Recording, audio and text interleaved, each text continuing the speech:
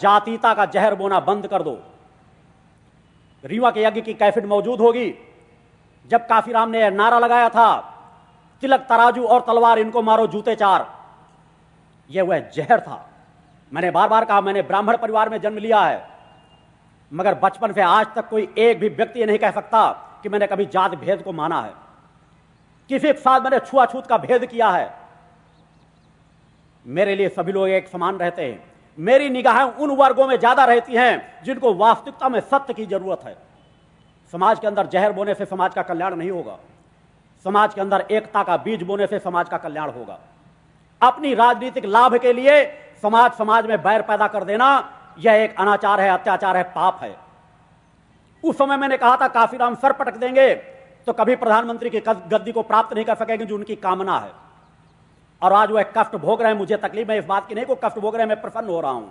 ये आप खुली निगाहों से देखें, क्योंकि कोई भी व्यक्ति हो, चाहे जिस जातीयता का हो, मैंने बार बार कहा है कि मेरे लिए वह समाज सबसे ज्यादा प्रिय होता है जिसका शोषण किया गया है। मैं स्वतः कहता हूं कि ब्राह्मण क्षत्रिय समाज ने उन समाज का बहुत अधिक शोषण किया जो नहीं किया जाना चाहिए। मगर इसका तात्पर्य यह तो नहीं कि प्रकृति आपका सहारा दे रही है। आपके साथ तो धर्म रहा है। वह ब्राह्मण पुजारी मंदिरों में पूजा करके भले ही धर्म की कामना करते रहे हों, आपको मंदिरों में चढ़ने का नहीं मिला, मगर मंदिरों के सीढ़ियों से आपने सर पटका है। दूर रह करके भगवान को आपने श्रद्धा के साथ नमन किया है, और उसका प्रभाव है कि धीरे धीरे वह समाज जागृत हो रहा है। मगर यदि सामर्थ्य हमारे पास आए, इसका तात्पर्य यह तो नहीं कि हम भी वही कार्य करने लगे जो पूर्व के समाज ने हमारे साथ किया है। एक अपराधी था तो हम भी अपराधी बन जाए, तो हम में और उनमें फर्क क्या रहा? अतः यदि कल को कोई कुछ गलतियां हुई हैं तो उन्हें सुधारने का कार्य होना चाहिए। दोनों पक्षों को सुधारना चाहिए। आज पढ़ा लिखा समाज है, बुद्धिजीवी समाज है, ज्ञानवान समाज है। इस तरह जहर का बीज बोने वालों से सतर्क रहने की जरूरत है। वो किसी जाति को बढ़ावा देने वाले हों, किसी संप्रदाय को हों। चुनाव के समय आप देखें, अधिकांश नेता टोपी पहन लेते हैं। टोपी पहन लेने से तुम इस्लाम धर्म के रक्षक नहीं बन जाओगे। सत्य तो है कि टोपी पहन करके तुम हिंदू और इस्लाम धर्म के बीच एक जहर बोते हो। कभी इस्लाम धर्म को मुख्यमंत्री बनाना चाहते हो, कभी प्रधानमंत्री बनाना चाहते हो, और जब सत्ता तुम्हारे बहुमत में आ जाती है तो कभी तुम उनकी तरफ आंख उठाकर भी नहीं देखते। न हिंदुओं को इस्लाम धर्म से डरने की जरूरत है, न इस्लाम धर्म के लोगों को हिंदुओं से डरने की जरूरत है। अरे अपने आप को चैतन्य बनाओ। वह नपुंसक होते हैं, नामर्द होते हैं जो दूसरों से डरते हैं, भय खाते हैं। हर धर्म में अलौकिक शक्ति छिपी हुई है। हर धर्म यदि अपने धर्म की वास्तविकता पे आ जाएं तो किसी समाज से कोई बैर रह ही नहीं जाएगा। अरे वे पाकिस्तानी टीम हमारे देश खेलने आए, हमारी टीम उनके देश खेलने जाए, किस बात का भय? अगर हम सामर्थ्यवान हैं तो सामर्थ्य को कोई पराजित नहीं कर सकता। जागृत करो अपने हिंदू समाज को, जागृत करो अपने देश के समाज को, जागृत करो सभी धर्म के धर्माचार्यों को, सभी धर्म से जुड़ी हुई समाज की जनता को। किससे भय खाते हो? 5 पांडवों ने कौरवों को समाप्त कर दिया था। अकेला व्यक्ति बहुत कुछ कर सकता है। अगर तुम इसी के इंतजार में रहे आए कि हम अकेले क्या कर सकते हैं, तो कभी कोई आगे बढ़ ही नहीं सकेगा। प्रयास करो, अपने आप को जहां जितनी सामर्थ्य, उस सामर्थ्य का उपयोग करने का प्रयास करो। मैंने सरलतम मार्ग समाज को बताए हैं। मेरे पास भी अनेकों ऐसे शिष्य हैं जो इस्लाम धर्म के मानने वाले मेरे दीक्षित शिष्य हैं। मैं उनसे नहीं करता कि इस्लाम धर्म छोड़ दो। मैं कहता हूं इस्लाम धर्म की सत्यता को गहराई से पकड़ कर चलो। मगर तुम्हें हिंदू धर्म में अगर सत्यता लग रही है तो श्रद्धा के साथ आओ, मेरे शिष्य बनो, मेरा आशीर्वाद तुम्हारे साथ है। आज भी यहां 1-2 ऐसे इस्लाम धर्म के लोग बैठे हैं जो मेरे शिष्य हैं, दीक्षा प्राप्त शिष्य हैं। इन क्रमों को भी पालन कर रहे हैं और अपने धर्म का भी पालन कर रहे हैं। अगर शक्ति है, सामर्थ्य है, तो अपनी सामर्थ्य को उस दिशा में लगाओ। कुछ लोगों ने मेरे पास सूचना भेजी थी कि क्या राम मंदिर बनाना उचित नहीं है। कल चूंकि मैंने कहा था कि राम मंदिर बनाने से ज्यादा आवश्यक समाज में वह गरीब जनता है जो भूखमरी का शिकार है।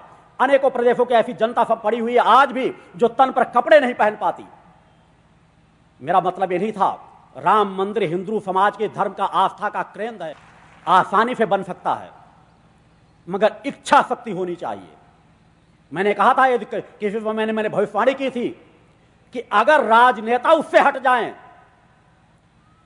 धर्म क्षेत्र के लोगों को ही अगर केवल हिंदू धर्म और इस्लाम धर्म के लोग, चाहे वो 25 लोगों 50 लोगों कमेटी बना दें कि यह जो निर्णय कर लेंगे हमें मान्य होगा, मैं कहता हूं समस्या को 6 माह के अंदर सुलझा दूंगा। बोलो गुरुदेव भगवान की जय।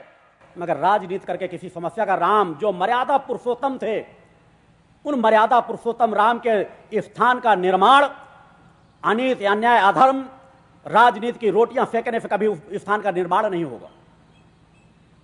मानवता की रक्षा के लिए अगर सत्य की आवाज सत्य तक पहुंचेगी, अगर कोई समाज भटका हुआ है, अगर कोई समाज गलतफहमी का शिकार है, तुझे सत्य के रास्ते पर लाया जा सकता है, समझाया जा सकता है।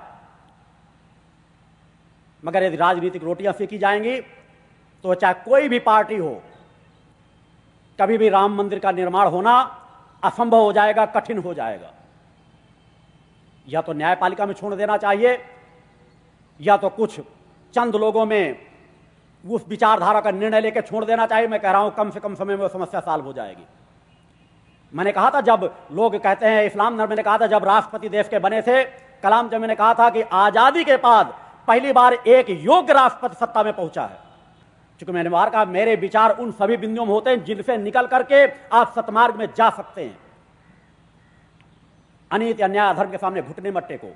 बहुत से साधु संत सन्यासी आप लोगों के बीच आते हैं, बड़ी बड़ी आंखें काढ़ेंगे, बड़ा कहीं मुंड माला पहने होंगे, कोई किसी चीज की हड्डियों की माला पहने होगा, आपको डराएंगे, धमकाएंगे, त्रिशूल रखे रहेंगे आपके घर में गाड़े, बस अगर या तो मुझे इतना दान दे दो, अन्यथा मैं तुम्हारे घर का सर्वनाश कर दूंगा।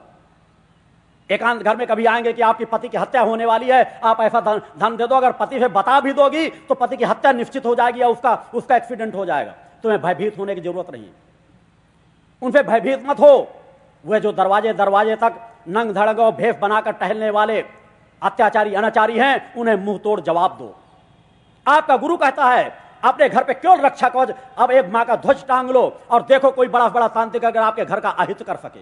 बोलो गुरुदेव भगवान की जय। नित्य शक्ति जल का पान करो, क्योंकि मैं समाज में अपनी पहचान नहीं बनाना चाहता। मैं चाहता हूं समाज में तुम्हारी पहचान हो। मैं समाज में अपना स्वागत नहीं कराना चाहता। मैं चाहता हूं समाज में भक्ति मानव कल्याण संगठन के समाज का स्वागत हो।